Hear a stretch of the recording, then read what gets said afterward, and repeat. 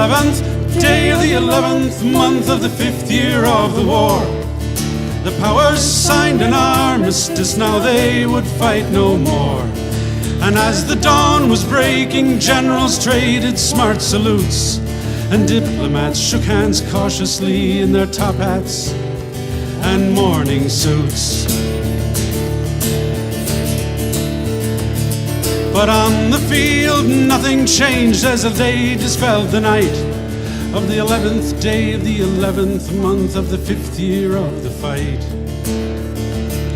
Whose life is less important than a number on a clock, whose future should be sacrificed to the battle's final shot, so the bells in all the towers can ring out the 11th hour.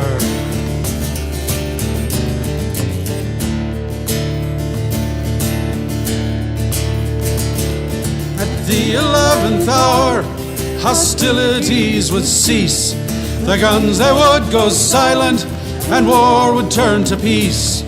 But even as they signed the truce to pull the soldiers back, they signed and sent the order with one fatal word: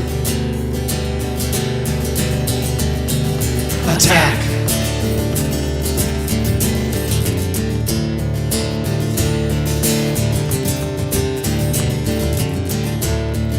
The young men fell in thousands as the hours ticked away. The old men planned their murders on the final deadly day. But peace did come that morning, one soldier at a time. It spread among the infantry who charged the German lines. And it spread among the Germans who remained there at their guns.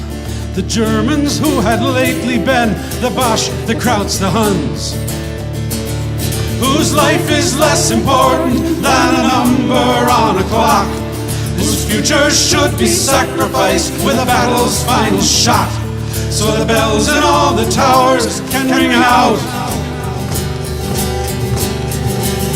the 11th hour.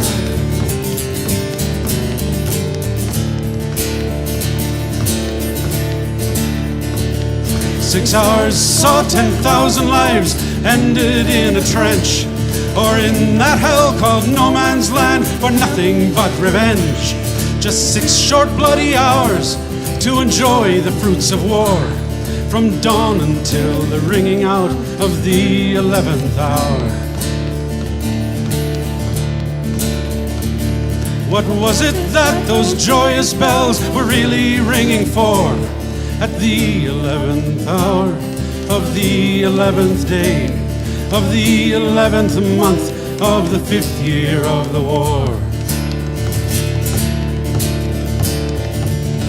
Whose life is less important than a number on a clock, whose future should be sacrificed to the battle's final shot, so the bells in all the towers can ring out the 11th hour.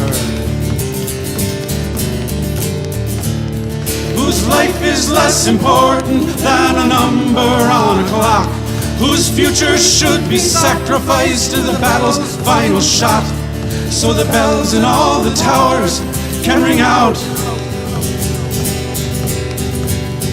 the 11th hour.